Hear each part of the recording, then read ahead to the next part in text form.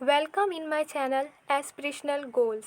पिछले वीडियो में हमने देखा था गंगा नदी की उत्पत्ति कैसे हुई है और पंचप्रयाग के बारे में हमने देखा था। इस वीडियो में हम देखेंगे गंगा नदी तंत्र क्या है, गंगा अपवाह तंत्र क्या होता है और गंगा की कौन कौन सी सहायक नदी है और यह किन किन राज्यों से होकर के प्रवाहित होती है। तो चलिए स्टार्ट करते हैं।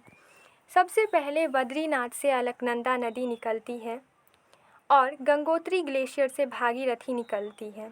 जब ये दोनों नदी आपस में मिलती है तो देवप्रयाग का निर्माण करती है।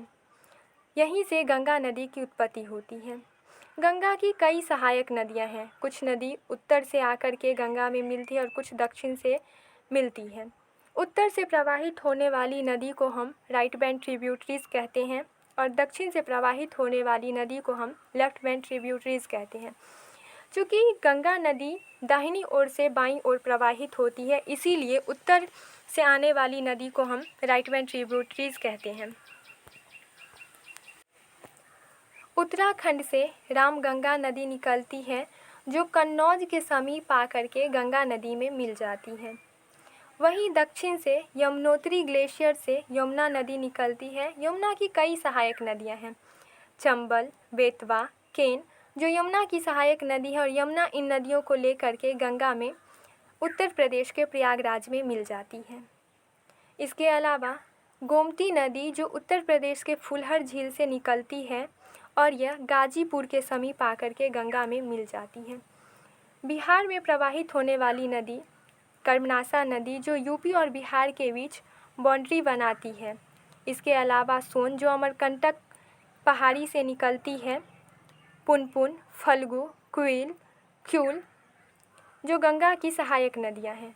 नेपाल से मुख्य रूप से बूढ़ी गंडक, गंडक निकलती है। बूढ़ी गंडक गंडक की सहायक नदी है और यह गंगा में मिल जाती है।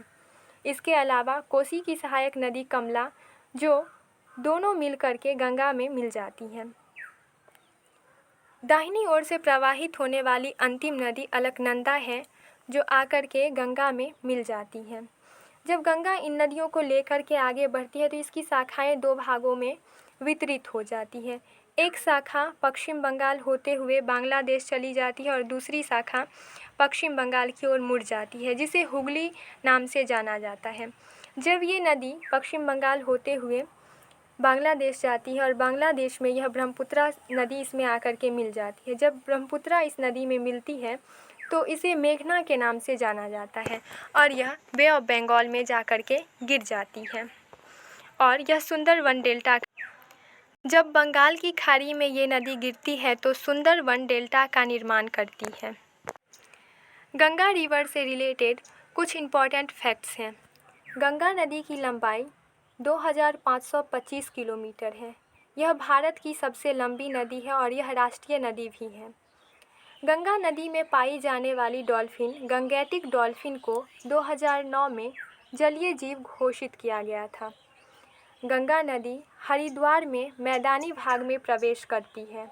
यह 5 राज्यों से होकर के गुजरती है, उत्तराखंड, उत्तर प्रदेश, बिहार, झारखंड तथा पश्चिम बंगाल। ये कुछ गंगा नदी से रिलेटेड इम्पॉर्टेंट फैक्ट थे जो हमें ज़रूर याद रखनी चाहिए। तो मिलते हैं अगले नेक्स्ट वीडियो में, तब तक के लिए जय हिंद।